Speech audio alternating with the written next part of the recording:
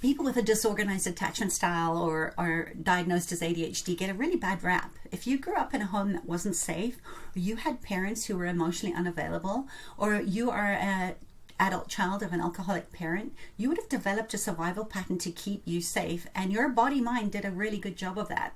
The problem is that regardless of your attachment style, the listening is a way to create connections, and we need to be able to absorb information in relationships. And there are a number of reasons that you'll catch someone with what looks like ADHD.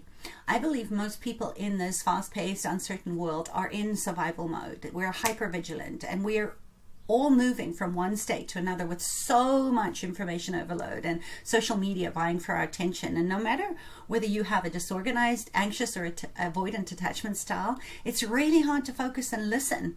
And if you have ADHD, this may be why you can't listen, or why someone is not listening to you.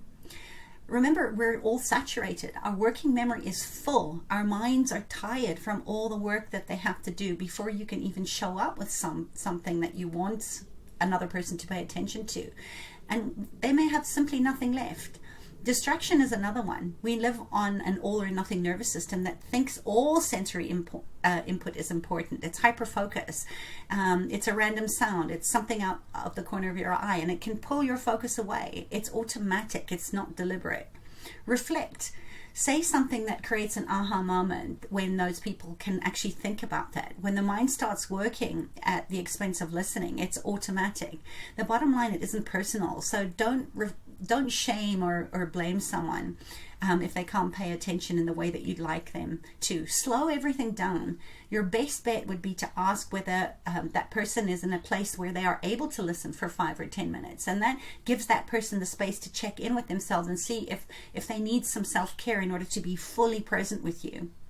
And hyperfocus is an exception. If you think about it, it's like immersive focusing.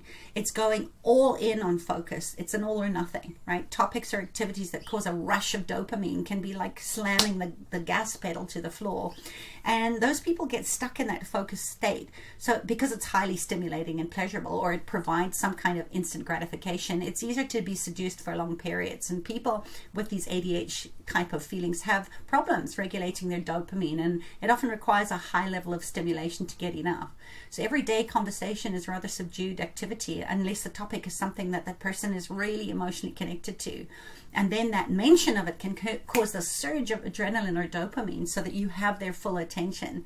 So just be gentle with yourself if you feel like you're scattered or you're all over the place, and get to know how you can create more flexibility on your nervous system, so that no matter what uncertainty is around you, you can tune in, right? Interoception, and listen to what your body is saying.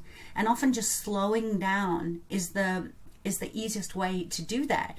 But for somebody that has this hypervigilant attention span, it can feel really, really dangerous. So remember, you can't do this work alone, and get support from someone that has trauma-informed experience and knows how to work at the level of the nervous system to support you in living your fullest, greatest life and really showing up powerful and present.